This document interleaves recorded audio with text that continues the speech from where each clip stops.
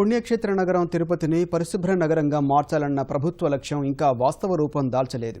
నగరపాలక సంస్థ నిర్లక్ష్యంతో అపరిశుభ్రత తాండవిస్తోంది. మున్సిపల్ సిబ్బందిలో లోపించిన చిత్తశుద్ధి, పడకేసిన పరిశుభ్రత చర్యలతో ప్రజలకు అవస్థలు తప్పడం లేదు. దోమల ధాటికి రోగాల బారిన పడుతున్నారు. దోమలపై యుద్ధం చేయాల్సిన నగరపాలక సంస్థ అవసరాలకు సరిపడా పరికరాలు, వాహనాలు లేవంటూ చేతులెత్తేయడం తిరుపతి ప్రజల పాలిట శాపంగా మారింది.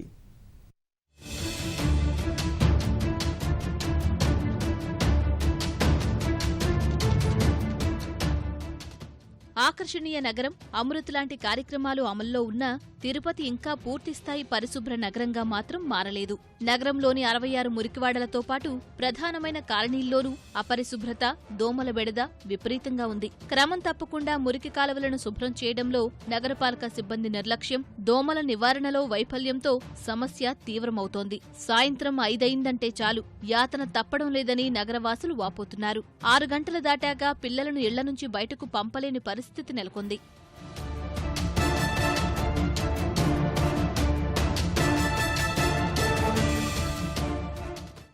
Yanadi colony, Indiranagar, Bommagunta, Subbareddy Nagar, Korlagunta, Nehru Nagar, Ambedkar colony, STV Nagar, Pallevidhi, Lakshmipuram, Nawabpet మురికివాడలు అపరిశుభ్రతకు చిరునామాలుగా మారాయి. ఎక్కడ వేసిన చెత్త అక్కడే ఉంటోంది. ఇక Bairagi Patteda, new Balaji colony, Muthyalareddypalle, Bhavaninagar, Marutinagar, railway colony, Balaji colony, Yashodanagar, Varadarajanagar, NGO colony, Bairagi Patteda, Jeevakona, Satyanarayanapuram పేరుకు ప్రముఖ ప్రాంతాలే అయినా పరిశుభ్రత అంతంత మాత్రమే.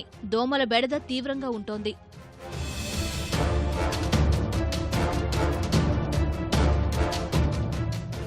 ఎక్కువ దోమలు, ఆడుకునేదానికి లేదు, ఏమీ లేదు. ఇంట్లో చూడాలన్నా కానీ ఏమన్నా చేయాలంటే కూడా దోమలు కొట్టుకుంటూ ఉండడానికే సరిపోతుంది అంకుల్.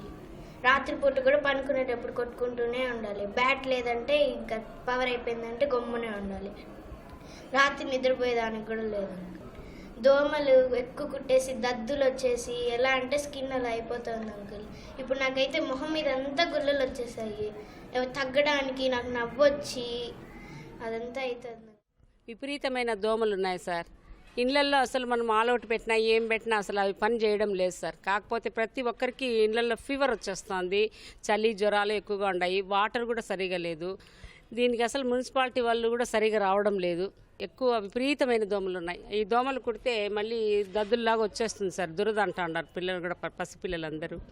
మేము చాలాసార్లు అందరికీ కూడా చెప్పి చూసినాం సార్. పొగ ఎద్దు పెడతామంటారు, రావడం లేదు సరిగా. రాత్రిపూట ఇళ్లల్లో దోమ ఒత్తులు పెట్టుకుంటే తప్ప నిద్రపోలేని పరిస్థితి. దీనివల్ల ఆదాయంలో చాలా మొత్తాన్ని ఖర్చు చేయాల్సి వస్తోందని సామాన్య జనం ఆవేదన చెందుతున్నారు.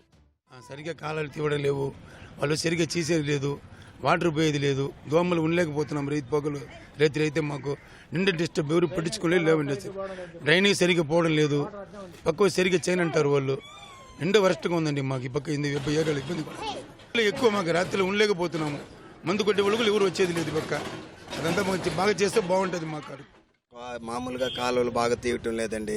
మామూలుగా దోమలు ఎక్కువ అవుతున్నది. డ్రైనేజ్ సరిగ్గా ఉండటంలా, నీళ్లు సరిగ్గా పోవటం లేదు. చుట్టుపక్కల అక్కడక్కడ గుంతలు, ఆ గుంతల్లో నీళ్ళు చేరిపోయేసి దోమలు ఎక్కువైపోతున్నది. రాత్రిలో నిద్ర ఉండదు. కనీసం పగుల్లో ఒకరోజు వచ్చి కాలువ ఎత్తినారంటే 4 రోజులు కాలువలు ఎత్తేది లేదు. ఎక్కడ నీళ్ళు అక్కడ ఉంటుంది. డ్రైనేజీ కూడా సరిగ్గా పోవటం లేదు. ఆ డ్రైనేజీ కూడా మేము రిపోర్ట్ చేస్తే, ఇప్పుడు రిపోర్ట్ చేస్తే 10 రోజులు 15 రోజులకు మళ్ళీ వచ్చి వాళ్ళు కాలువలు తీస్తున్నారు. ఈ మున్సిపాలిటీ వాళ్ళు సరిగ్గా పట్టించుకుంటాం లేదు.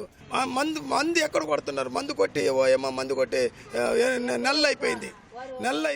చెట్లు పెట్టిన లిక్విడ్ చెట్లు పెట్టి బ్యాట్తో, ఎలక్ట్రానిక్ బ్యాట్తో కూడా ఎదురు చేస్తున్నా కూడా మళ్ళీ కూడా అది వచ్చేస్తున్నాయి లోపలికి, ఇంటి లోపలికి వచ్చేస్తున్నాయి. నైట్ అంతా కూడా చాలా నిద్ర లేకుండా పరిస్థితి ఉండాలి. కాబట్టి అధికారులు దీనిపైన వెంటనే చర్యలు తీసుకోవాల్సిన కోరుతుంది.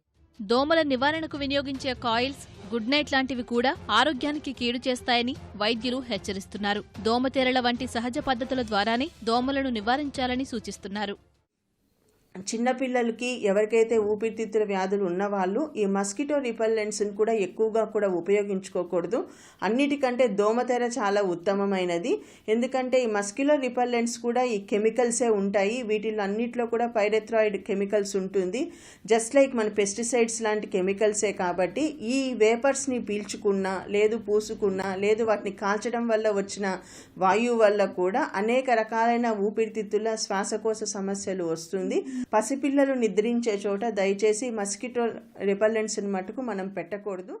పురపాలక సిబ్బంది తరచూ కాలువలను శుభ్రం చేసి పక్కా దోమల నివారణ చర్యలు చేపడితే ప్రజల కష్టాలు చాలా వరకు తీరుతాయి. అలా జరగాలంటే ఉన్నతాధికారులు, కాలనీలకు ప్రాతినిధ్యం వహిస్తున్న కార్పొరేటర్ల నిరంతర పర్యవేక్షణ తప్పనిసరి. అలాగే ప్రజలకు అవగాహన కల్పించి అపరిశుభ్ర వాతావరణం ఏర్పడకుండా చూడాల్సిన అవసరం ఉంది.